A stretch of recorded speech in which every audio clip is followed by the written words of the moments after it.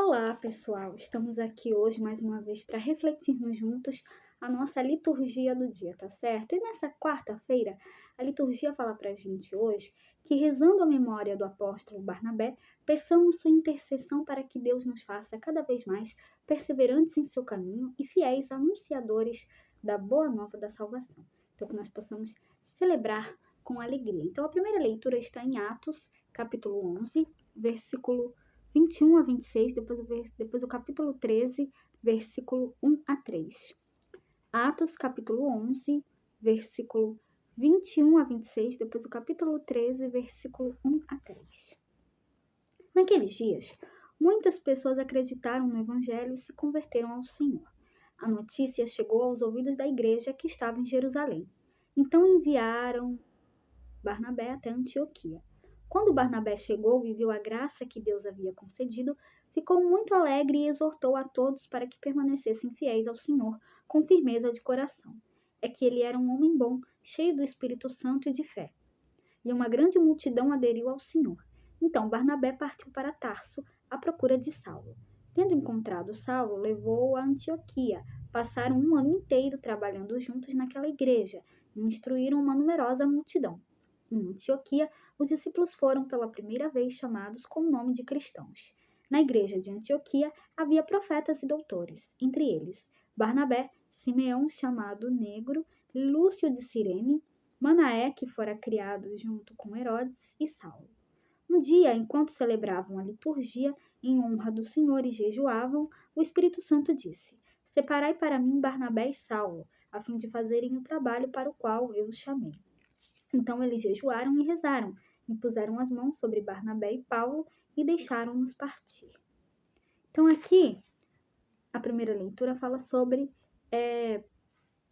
a primeira leitura dos Atos dos Apóstolos fala sobre Barnabé, que Barnabé era um homem bom, cheio do Espírito Santo e de fé.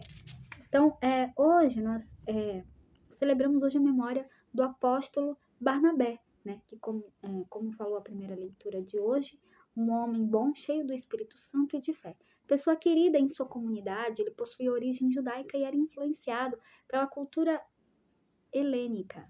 Ao longo de seu ministério, foi um conciliador entre a realidade dos judeus e dos gregos. Em seu trabalho missionário, foi responsável pela conversão de muitas pessoas ao cristianismo, como nós vimos aqui na primeira leitura de hoje, né? Que a gente possa realmente também anunciar a palavra de Deus e anunciar o evangelho a todos, dar testemunho, né, do reino de Cristo a todos.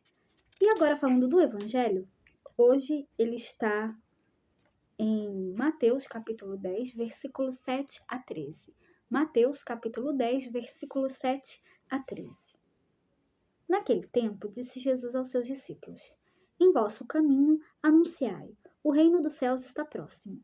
Curai os doentes, ressuscitai os mortos, purificai os leprosos, expulsai os demônios. De graça recebestes, de graça deveis dar.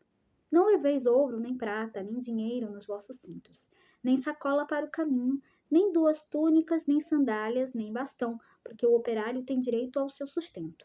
Em qualquer cidade ou povoado onde entrardes, informai-vos para saber quem ali seja digno. Hospedai-vos com ele até a vossa partida. Ao entrardes numa casa, saudai-a. Se a casa for digna, desça sobre ela a vossa paz. Se ela não for digna, volte para vós a vossa paz. Então, no texto do Evangelho, estamos diante de uma exímia orientação para os apóstolos e discípulos de Jesus. O anúncio feito pelos seguidores do Senhor e posteriormente pela Igreja será sempre a chegada do reino. O reino dos céus está próximo. Suas ações serão parecidas com as de Jesus: a cura dos enfermos, a expulsão dos demônios e a purificação dos doentes. O discípulo do Senhor deve ser disponível, desapegado e despojado, não levando excessos pelo caminho. Jesus insiste que de graça recebemos e que de graça devemos dar. Gratuitamente recebemos a boa nova divina e sua salvação. Por isso, da mesma forma, devemos também transmitir o que recebemos. Então, era isso que eu tinha para falar para vocês hoje. Muito obrigada a todos por curtirem, por comentarem. Aqueles que só assistem mesmo, também agradeço. Espero que vocês tenham gostado dessa reflexão de hoje. Espero encontrá-los todos aqui amanhã, quinta-feira, se Deus quiser, para continuarmos refletindo cada vez mais as leituras da Sagrada Escritura. Então, muito obrigada a todos e até a próxima, se Deus quiser.